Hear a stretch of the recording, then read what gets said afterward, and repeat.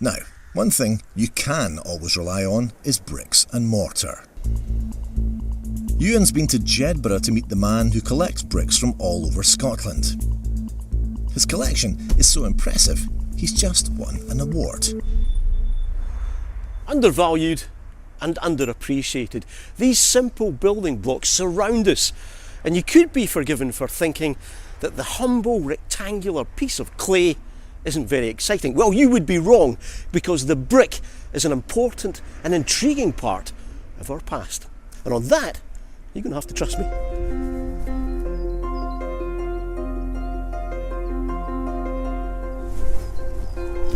Wow. So is this your collection here, is it? No, these are actually my duplicates. The collection is over that way. In the shed? Yeah. Yeah. Mark Cranston is fascinated by bricks. This is... Excitement builds. This Wow. is the collection.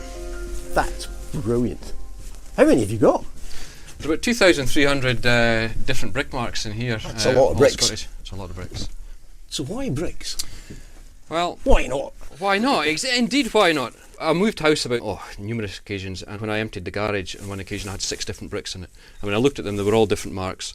And I just looked them up. I just looked up the names and the history that oozed out of them. It just fascinated me. Mark's collection and research have recently won him a Scottish Heritage Angel Award for investigating and recording local history. And it's led to some curious insights. The indentation on a brick's called a frog, so sometimes the shape of that's different. So why all the different names? Surely a brick is a brick. Many reasons for the different names. One is that it was one of the earliest forms of advertising for the company that made the brick, and its reputation would go with it or fall with it. But what about this one? You've got Glen Boig and then... Fabrication Escocese, made in Scotland, yeah. Destined for a Spanish market. Well, the Spanish don't make their own bricks. No.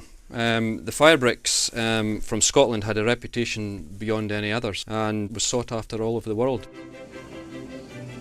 By the mid-19th century, Scotland was one of the leading producers of fire clay bricks, primarily due to the quality of our clay. Their ability to withstand extreme heat and cold made them the ideal building material for the Industrial Revolution as it spread across the globe.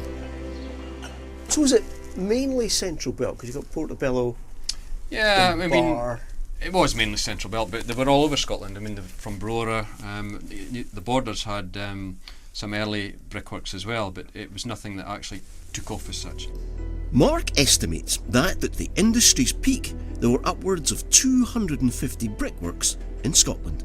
You've got a Lewis one, is that from the Highlands? Isle of Lewis, yes. Not many of those. That rumour has it that they only marked every 100. So. How do you know that? How do you Locally, get all that in research? I mean, the idea is to get a contact in any of these local communities, because they all had relatives that would maybe work there, and my grandfather worked there, and they'll come back to you and they'll give you stories of what's what and little anecdotes, which are all worth saving. so have you got a favourite brick? I've got various favourites. They're all favourites. Yeah, for various reasons, but this one here actually, if I can take it out of here, Wow, is that's got a lot going on in it it. has got a lot going on in it. I mean, you've got the maker's name, G&M Craig, the area they were made in, Kilmarnock, and also the fact that this, and it didn't make it, was imported by SL Merchant from New York. Wow. So it gives you the whole story there. It just goes on and on. Bricks. A brick never stops giving. Bricks for life. Well, I'll never look at a wall the same way again. Next time on Landward,